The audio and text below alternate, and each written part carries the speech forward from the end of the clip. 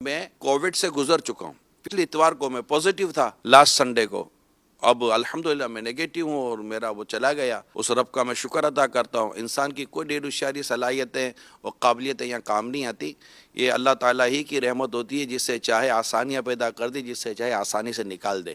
یہ صرف اس کی رحمت ہوتی ہے. بندہ اپنے خالی کارنامے انجام دے، ہم نے یہی کیا تھا، کچھ بھی نہیں کیا تھا. ایک زور کا کورونا کا تھپڑ پڑتا نا تو پھر ساری طاقتیں ساری سب ڈھیر ہو جاتی ہیں.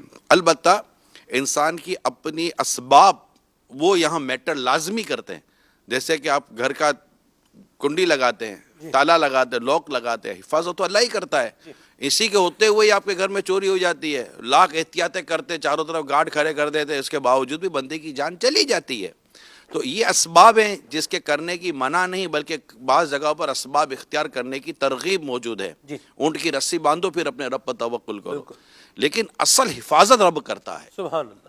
اور یہ بندے کا بالکل مضبوط ذہن ہونا چاہیے کہ اصل جو میری حفاظت ہوگی میرے رب کی طرف سے ہی ہوگی. وہی ہے جو حقیقی طور پر شفا دینے والا، حفاظت فرمانے والا ہے. تو میں صرف یہاں پر اتنا ضرور بیان کروں گا کہ جب ہمیں بات سمجھائی جائے نا، ہمیں سمجھنا چاہیے. ہمیں کہا کہ کورونا بڑھ رہا ہے، آپ احتیاط کریں. ارے کچھ بھی نہیں. اب جن کو ہوا ہے ان کو پوچھو کچھ ہے یا نہیں ہے. بھائی آپ احتیاط کریں، ماسک کا استعمال کریں، آپ سوشل ڈسٹینسز جو رکھنے، جس کو شریعت نے آپ کو الاؤ کیا ہوا ہے، ان احتیاطیوں کو آپ بجا لائیں، اس کو کریں. ہم نہیں کر رہے ہوتے. نتیجہ یہ نکلتا ہے کہ پھر ہماری ہی پروٹیکشن کے لیے پہلے وہ مائکرو لاک ڈاؤن، پھر لاک ڈاؤن، اور پھر وہ ایسا پھر ایسا کرتے کرتے پھر ہماری چیخیں نکل جاتی ہیں کہ یار یہ کیا ہو گیا. احتیاط کریں. اور یہ میں بتاتا چلوں، اگر کووڈ 19 ہو گیا، پازیٹیو آ گیا ہے، تو اب یہ دیکھیے کہ اس وقت زیادہ تر لوگ ریکورڈ، یعنی ان کی بیماری آئی اور چلی گئی. تو آپ یہ کیوں سوچیں گے کہ میرے کو ہو گئی تو اب میں صحت مند نہیں ہوں گا. آپ کے آس پاس ہزاروں لوگ نہیں، لاکھوں لوگ صحت مند ہو چکے.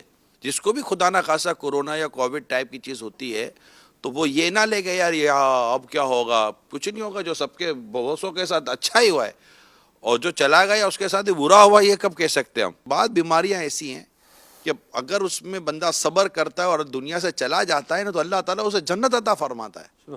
دوسری بات، جو بیماری مجھے آئی ہے، چاہے وہ کووڈ آئی ہے، اس سے زیادہ بیماری، یعنی کووڈ میں جتنا ہو رہا ہے اس سے زیادہ نہیں ہو سکتا تھا.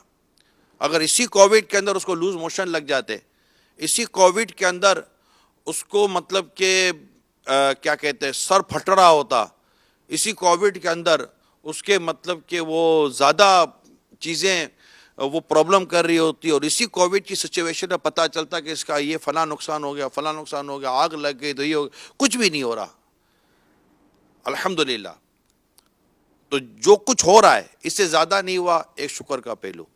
جو ہو رہا ہے یہ چلا جائے گا، ایک اور شکر کا پہلو. جو ہو رہا ہے میرے جسم پر ہو رہا ہے، میرے ایمان اور میری روح پر نہیں ہو رہا، تیسرا شکر کا پہلو.